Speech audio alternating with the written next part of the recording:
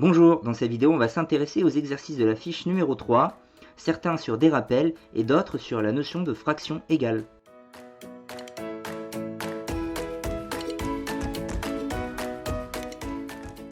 Alors l'exercice 1 concerne le placement de points sur des demi-droites graduées, on a déjà fait ça dans la fiche d'exercice 1 notamment, donc on va reprendre les mêmes bases.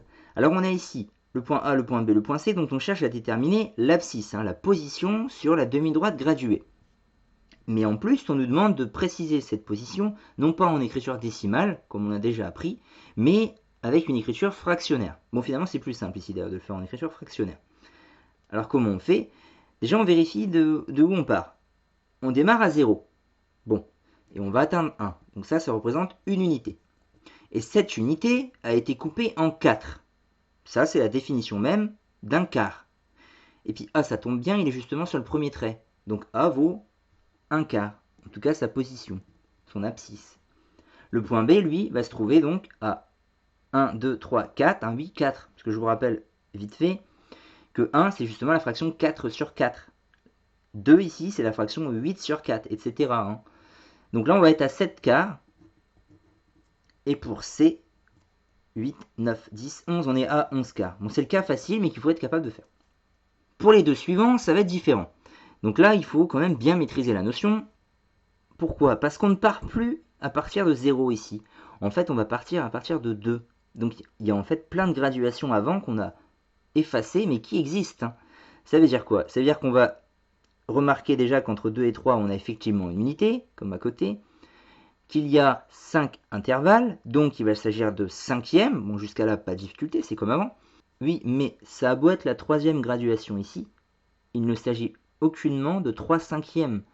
Parce qu'en fait, avant, il y a des graduations. Et vous devez être capable de savoir combien. Bon, bah si c'est des cinquièmes, déjà entre 0 et 1, vous allez en avoir 5. Entre 1 et 2, pardon, vous allez en avoir 5 autres. Donc ça fait en tout 10. De 0 à 2, vous avez 10 graduations. D'ailleurs, vous pouvez le compter à partir de là. Imaginez qu'ici c'est 0 et ici c'est 2. 0, 1, 2. Bah, vous avez bien 5 plus 5, 10 graduations quand vous passez de 0 à 2. Oui, mais nous on est déjà à 2.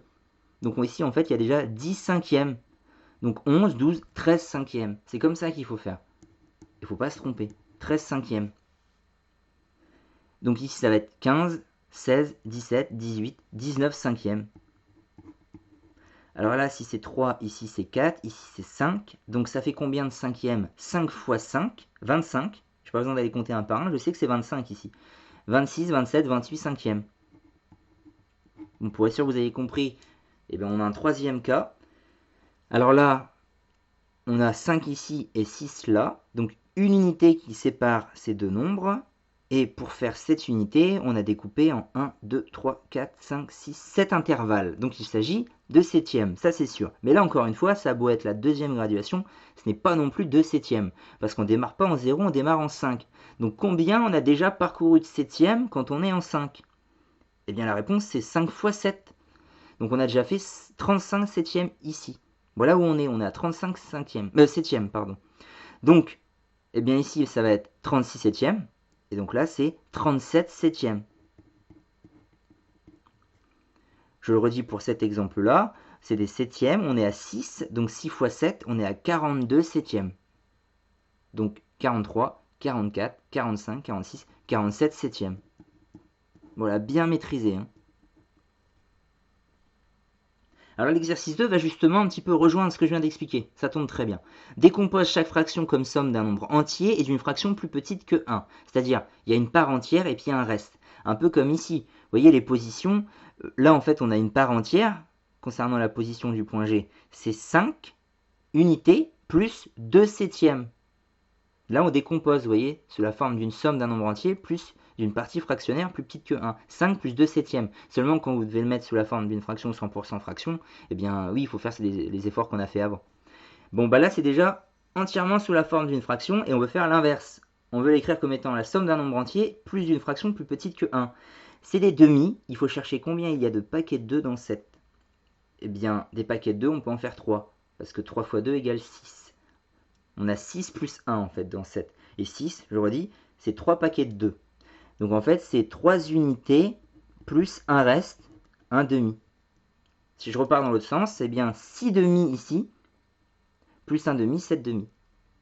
Bon, bah, ça veut dire que la fraction 7 demi, elle est comprise entre 3, elle est plus grande que 3, puisque c'est 3 plus quelque chose, mais par contre, elle est plus petite que le nombre entier qui vient juste après, elle est plus petite que 4, puisque ça, c'est plus petit que 1. Donc c'est du 3, quelque chose. Bah, ici, en l'occurrence, c'est 3,5. On va faire ce raisonnement-là à chaque fois.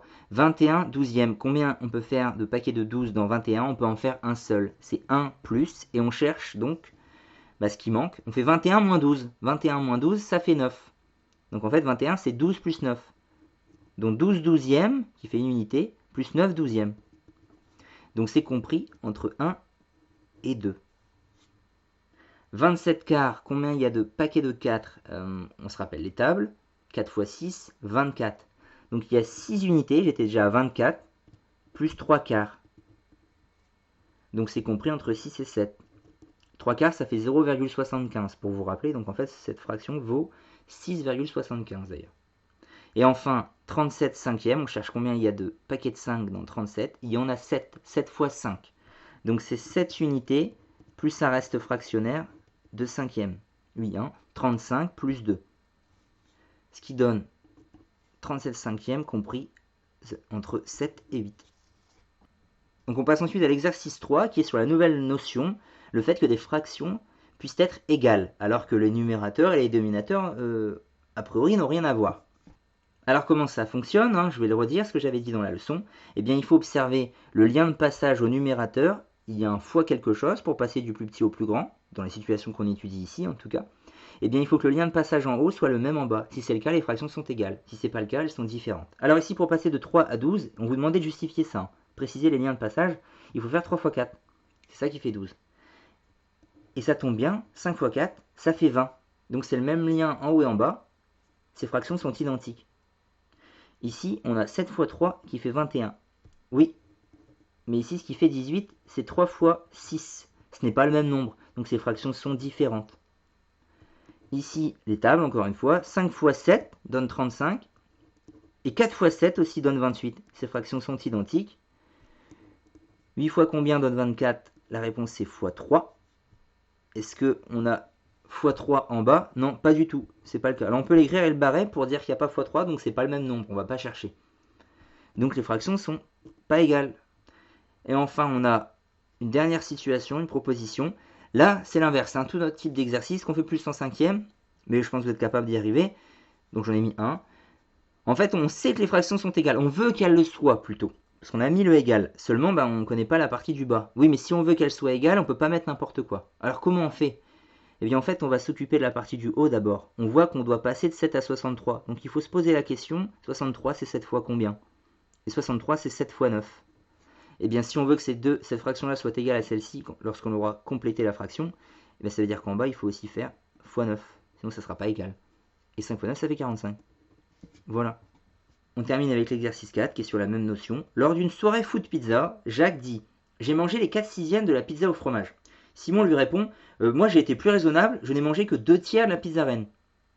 Alors que penses-tu de l'affirmation de Simon? Voilà la question qu'on pose. On va comparer en fait les quantités.